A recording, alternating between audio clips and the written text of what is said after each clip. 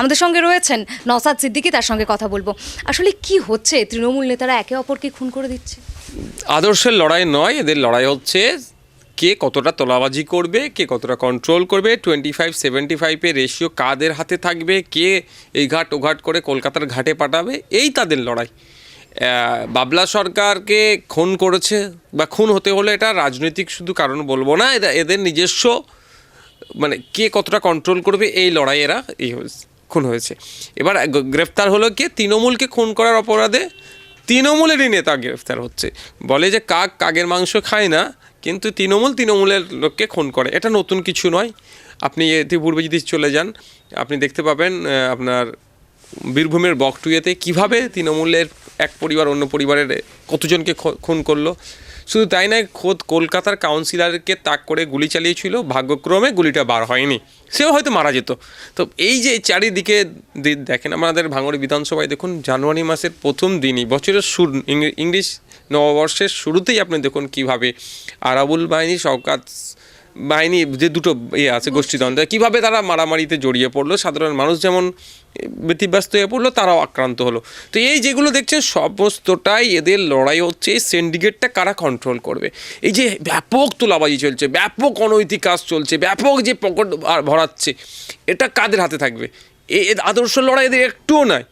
এটা control K করবে? এই কন্ট্রোল দিয়ে অনেক এদের মধ্যে লড়াই চলছে, ফলে এক সুযোগ পেয়েছে অন্যজনকে খুন করে দিয়েছে। যে ব্যাপারটা হচ্ছে, এখন যা অভিযুক্ত হিসাবে যাকে গ্রেফতার করেছে, ইনি সম্ভবত মানে কংগ্রেস ছেড়ে এসেছেন তৃণমূলে। এনে আরও 5 রেকর্ড আছে, হ্যান আছে ত্যান আছে, অনেকে এনাকে বলছে এখন খুন করেছে বা করেনি।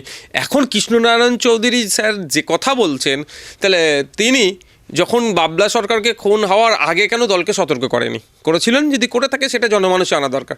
যদি দলকে সতর্ক করে থাকে, দল কেন বাবলা সরকারের উপরে প্রাণঘাতী হামলা হতে পারে সতর্ক করার পরেও কেন দল ব্যবস্থা গ্রহণ করেনি? এখন তার বাড়িতে গিয়ে তার স্ত্রীকে সমবেদনা জানাচ্ছেন, শহর থেকে মিনিস্টার চলে যাচ্ছেন, রাজ্য থেকে মিনিস্টার গিয়ে অনেক কথা বলছেন, কিন্তু সেই যে খুনটা হয়ে গেল, খুন হয়ে যাওয়ার পরে আগে কেন আটকাতে পারলো না? ইন্টেলিজেন্স কী করছে ওখানকার? পুলিশের তো একটা অংশ হচ্ছে ইন্টেলিজেন্স, মানে কোনো যে ক্রাইম হবে কি হবে না সেটা তারা আঁচ করে, আর এই ক্রাইমটাকে রেজিস্ট করার জন্য, ক্রাইম না হয় সেই জন্য পুলিশের সেখানে পৌঁছানো। আর এখন দেখছি ক্রাইম হয়ে যাওয়ার পরে পুলিশের তৎপরতা দেখাচ্ছে। বিফোর ক্রাইম যদি তৎপরতা দেখায় তাহলে কিন্তু এগুলো হয় না। তো এই যে খুন হতে হলো, বাবলা সরকারকে দায়ী সম্পর্ক রাজ্য প্রশাসনকে নিতে হবে, রাজ্য সরকারকে নিতে হবে, এবং তৃণমূল কংগ্রেসের জন্য দায়ী। আমি তৃণমূল কংগ্রেসের বন্ধুদের বলবো, যারা ভাবছেন যে তৃণমূল আদর্শ নিয়ে তৃণমূল করবেন, তৃণমূলের মধ্যে কোনো আদর্শ নাই। যখন যাকে পারবে এরা বলির বাঁকড়া বানাবে, এরা এই ধরনের ব্যবহার করবে। যখন দরকার হয়েছিল আপনার অনুব্রত মণ্ডল যখন জেলে ছিল, তখন আপনার কাজল শেখকে কাজে লাগিয়ে জেলা সভাধিপতি পদে বসিয়ে দিল। যে অনুব্রত মণ্ডল আপনার জেল থেকে জামিন পেল, আস্তে আস্তে ক্রমশ কাজল শেখের গ্রহণযোগ্যতা কমতে থাকলো। সিউড়িতে জেলা লেভেলের মেলা হচ্ছে, সিউড়িতে মেলা হচ্ছে, সরকারিভাবে মেলা হচ্ছে, সেখানে কাজল শেখের নাম পর্যন্ত নাই। এটা বুঝতে হবে। তা আমি আমার বলার উদ্দেশ্য, যারা তৃণমূলের আদর্শ নিয়ে রাজনীতি করতে চান তাদের অনুরোধ করছি, তৃণমূলের কোনো আদর্শ নাই, এখনও সময় এসে ছেড়ে বেরিয়ে আসুন। যেগুলো যারা আদর্শ নিয়ে রাজনীতি করছে সেই দলে যোগদান করুক, সুষ্ঠু সমাজ ব্যবস্থা গড়াতে আপনাদের ভূমিকা আমরা আশা করছি। নাহলে এই তৃণমূলে থাকলে এই ধরনের তৃণমূলের লোকের দ্বারাই ক্ষতিগ্রস্ত না হয়ে যেতে হয়, আপনাদের হয়ে না আবার দুটো কথা বলতে হয়। আমি আশা করব যে এই ধরনের ঘটনা আগামী দিনে ঘটবে না। দুলাল সরকারকে খুন করার জন্য 50 লক্ষ টাকা বরাদ্দ দেওয়া হয়েছিল, এমনটা জানা যাচ্ছে। তাহলে ভাবতে পেরেছেন, বাবলা বাবুকে খুন করার জন্য 50 লক্ষ টাকার সুপারি দিয়েছে। তাহলে ওখানে 50 লক্ষ টাকা এক প্রকার সে ইনভেস্ট করছে, একজনকে সরিয়ে দিয়ে সেই জায়গাটাকে নিয়ে তাহলে এখানে সে রাজ করবে। তার কারণটা কি? তাহলে ওখানে কী হারে টাকা উঠছে? স্বাভাবিকভাবে কমার্শিয়াল মাইন্ডে যদি আমি দেখি, 50 লক্ষ টাকা ইনভেস্ট করা মানে 5 কোটি টাকা লাভ করতে হবে। তাহলে 5 বছরের জন্য একটা কাউন্সিলর ওখান থেকে কত টাকা তুলছে? এত অন্যায় কীভাবে, এত দুর্নীতি হচ্ছে কী বলে? ওখানে ইঞ্চি জমি, আপনি একটা জমি কিনবেন, বিক্রি করবেন, আপনি কিনলেন, তোলার টাকা ওদেরকে দিতে হবে। আপনি যখন বিক্রি করতে যাবেন দেখবেন আপনাকে ওদের অনুমতি নিয়ে বিক্রি করতে হবে। এই ধরনের অনৈতিক অন্যায় কাজগুলো চলছিল। সেই জায়গাটাকে কন্ট্রোল নেওয়ার জন্য হয়তো একজন 50 লক্ষ টাকা দিয়েছে। 50 লক্ষ আর 5 লক্ষ হোক, কিন্তু এই ধরনের এগুলো তো অন্যায়, এগুলো তো বন্ধ হওয়া দরকার। ব্যাপারটা হচ্ছে, শুরুতেই যদি এগুলোকে কঠোর হাস্তে দমন করে তৃণমূল কংগ্রেস, তাহলে আর এগুলো বাড়ে না। কিন্তু শুরুতে সুযোগ দেওয়ার পরে এখন বড় আকারে লার্জার আকারে ধারণ করেছে। এই যে রোগ এমন ছড়িয়ে গিয়েছে, তৃণমূল কন্ট্রোল করতে পারছে না। তো তৃণমূল কন্ট্রোল না করার ফলে কারো সন্তান হারা হচ্ছে, কেউ স্বামী হারা হচ্ছে, কেউ পিতা হারা হচ্ছে। তো আমরা যত দ্রুত সম্ভব এই তৃণমূল কংগ্রেসকে বিদায় জানাবো গণতান্ত্রিক প্রক্রিয়াতে, তত দ্রুত বাংলায় শান্তি ফিরে আসবে। কেউ সন্তান হারা হবে না, কেউ পিতা হারা হবে না, কেউ স্বামী হারা হবে না। মমতা ব্যানার্জি সন্দেশখালী গিয়েই স্পষ্ট কোথাও গিয়ে বলে দিয়েছিলেন যে দুষ্টু লোক শব্দটি ব্যবহার করেছে, তার মানে তৃণমূলে দুষ্টু লোক আছে। ফিরহাদ হাকিম কোথাও গিয়ে সেটাই একেবারে স্ট্যাম্প দিয়ে দিয়েছিলেন যে আমরা বলছি না যে তৃণমূলে সবাই জলে স্নান করে এসেছে। তার মানে তৃণমূলে খারাপ লোকও আছে, কিন্তু ভালো লোকদের আপনারা সমর্থন করবেন। খারাপ লোক কী করে বাছাই হবে? ওটাই আমি বলতে যাচ্ছিলাম, আপনি যেটা বললেন। অবশ্যই খারাপ ভালো মিশিয়েই তো আমাদের সমাজ ব্যবস্থা। আমাদেরকে খারাপগুলোকে বেছে বাদ দিতে হবে, ভালোগুলোকে নিয়ে এগিয়ে যেতে হবে। তৃণমূল কংগ্রেসের মধ্যে ভালো সংখ্যা নগণ্য আছে, অল্প কোটি কয়েক আছে, আমিও বলবো। কিন্তু দুষ্টু লোকের সংখ্যা তৃণমূল কংগ্রেসে ব্যাপক। সেই দুষ্টু লোকেদের চাপে সেই 10 চক্রে ভগবান ভূত, এই ধরনের একটা ব্যাপার হয়ে গিয়েছে। দুষ্টু লোকেদের চক্রে ভালো যারা আছে, হয় তারা সাইড লাইনে রিজার্ভ বেঞ্চে বসতে হচ্ছে, আর নাহলে এদের চক্রে পড়ে সেও খারাপ হয়ে যাচ্ছে। এবার এই ক্লাসিফিকেশনটা কি ফিরহাদ বাবু করবেন, কি মমতা ব্যানার্জি করবেন, না অভিষেক বাবু করবেন, সেটা এখন নিয়ে লড়াইটাই তো এখনই চলছে।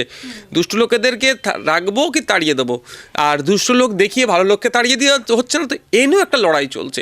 তো ব্যাপারটা হচ্ছে মমতা ব্যানার্জি যেভাবে বললেন কিছু, তার ভাষায় কিছু দুষ্টু লোক, আমি বলি কিছু নয়, কিছু ভালো লোক। দুষ্টু লোকের সংখ্যাটা ব্যাপক। সেই ভালো লোকগুলোকে উনি কি সামনে নিয়ে আসবেন? উনি এই শওকাত মোল্লা, এই আরাবুল, এই কাইজার, এই শাহজাহান, এই অনুব্রত, এই আপনার যেগুলো সমাজবিরোধী টাইপের যাদের ট্যাগ লেগে আছে, কি অধ্যাপিকাকে জগ ছুড়েছে, এই জাহাজ বাড়ি বানিয়েছে, ওখানে মাহাতো কি নাম ভুলে যাচ্ছে, বিশাল প্রপার্টি বানিয়ে ফেলেছে, এই ধরনের দুষ্টু লোকগুলোকে তো প্রমোট করছে। উনি কি শিক্ষিত, ভদ্র, নম্র যারা আছেন তার দলে, তাদেরকে কি প্রমোট করছেন? দেখুন না, তৃণমূল কংগ্রেস যে যত বড় কালপিট তাকে তত বড় পদ দিচ্ছে। যে বলছে পুলিশকে এক্ষুনি দেখে নেবো, টাইম বেঁধে দিচ্ছে, তা সে জেলা সভাপতি পদে বসে যাচ্ছে। যে যাকে নটোরিয়াস ক্রিমিনাল বলছে আপনার ন্যাশনাল হিউম্যান রাইটস কমিশন, তাকে রাজ্য স্তরে পদ দিয়ে দিচ্ছে। যে জগ ছুঁড়ে মারছে তাকে আরও বড় পদ দিচ্ছে। যে যত অন্যায় করছে তাকে তত বড় পদ দিয়ে দিচ্ছে, পানিশমেন্ট তো দূরের কথা। তাহলে ফলে দুষ্টু লোকের সংখ্যা বেড়ে যাচ্ছে। আর এই দুষ্টু লোক যখন অন্যায় করছে, আমার আপনার বাড়ির মহিলাদের থেকে শুরু করে পুরুষ থেকে শুরু করে জমি জায়গা যা অন্যায় করছে, তখন কি হচ্ছে, যখন রে করে উঠছে, তার কিছুদিন পরে গিয়ে কেউ যদি মলম লাগানোর চেষ্টা করে, এ হবে না। পুলিশকে দিয়ে, গুন্ডামস্তানকে দিয়ে ভোটে জিততে পারেন, কিন্তু এই সাধারণ মানুষের আপনি মন জয় করতে পারবেন না। 2011 সালের মমতা ব্যানার্জি, 2016 সালের মমতা ব্যানার্জির প্রতি মানুষের যে ভালোবাসার আস্থা ছিল, কিন্তু 2019, 21 বা 24 আর বা আগামী দিনেও সেই আস্থাটা হয়তো থাকবে কি বলতে পারবো না, কারণ দুটো এখন ডিফারেন্স হয়ে গেছে। সেই সময় একটা বিরোধী নেত্রী হিসাবে যে মানুষকে আশ্বস্ত করতে পেরেছিল যে ক্ষমতায় আসলে ওয়াকাফ সম্পত্তি উদ্ধার করে দেবো, ক্ষমতায় আসলে মুসলমানদের উন্নয়ন হবে, ক্ষমতায় আসলে দলিত আদিবাসীদের উন্নয়ন হবে, ক্ষমতায় আসলে সরকারি কর্মচারীরা এই পাবে, ক্ষমতায় আসলে শিক্ষা ব্যবস্থার আমূল পরিবর্তন হবে, যে স্বপ্ন দেখিয়েছিল বা যে লড়াইটা তিনার পরিষদ থেকে করেছিল, কতটা সত্য কতটা মিথ্যে আমি বিতর্কে যাচ্ছি না, কিন্তু আজকের ডেটে দেখুন সেটা ক্রমশ ফিকে হয়ে যাচ্ছে, মানুষের মন থেকে মুছে যাচ্ছে। শুধু অল্টারনেটিভ অপশান পাচ্ছে না, মেন অপশান হিসাবে এখন যেটা সামনে দাঁড়াচ্ছে সেটা বিজেপি, আবার তৃণমূল বিজেপি গটা হয়ে যাচ্ছে। এটা যখনই কেটে যাবে, ওভারনাইট তৃণমূল বলে আর কিছু থাকবে না। এখন পুলিশকে দিয়ে আর কিছু গুন্ডাকে দিয়ে দলটা চলছে। পুলিশ আর গুন্ডাকে দিয়ে বেশি দিন দল টেকে না। আচ্ছা নওশাদবাবু, আমি একদম এই প্রসঙ্গেই আসছিলাম যে অল্টারনেটিভ, তার মানে বাংলার মানুষ একটা অল্টারনেটিভ চাইছে। আচ্ছা, 21-এর বিধানসভা নির্বাচনের ঠিক আগেই তো আইএসএফ আত্মপ্রকাশ করেছিল। এখন শোনা যাচ্ছে যে 26-এর বিধানসভা নির্বাচনের আগে এই রাজ্যে আরও একটা নতুন দল আসতে চলেছে, এবং অনেকেরই মনে প্রশ্ন, সেই দলটা কি তাহলে অভিষেক বন্দ্যোপাধ্যায়ের হতে পারে, বা অভিষেক বন্দ্যোপাধ্যায় কি নতুন দল খুলছেন? কারণ বারবার মিডিয়াতে আমরা দেখছি মমতা বনাম অভিষেক, এই দ্বন্দ্বটাও তো দেখানো হচ্ছে। কতটা সত্যতা আছে মমতা বনাম ব্যানার্জি বনাম অভিষেক ব্যানার্জির লড়াইটা? সত্যতা কতটা আছে? হঠাৎ আবার মিডিয়ায় ছড়িয়ে রেখেছে, তাদের কাজ তারা গুছিয়ে নিচ্ছে।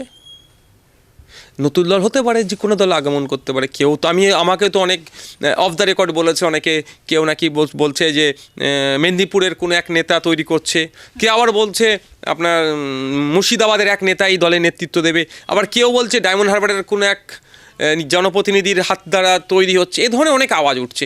তো কোন দল আসছে যাচ্ছে সেই নিয়ে আমাদের মাথা ব্যথা নয়।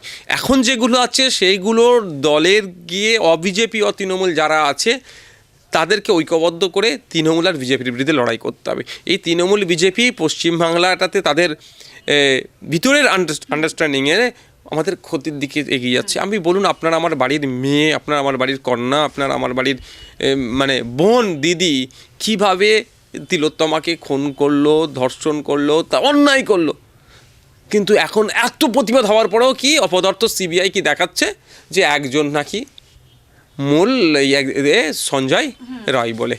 তাই ভাবতে পেরেছেন এগুলো এড়িয়ে যাচ্ছে।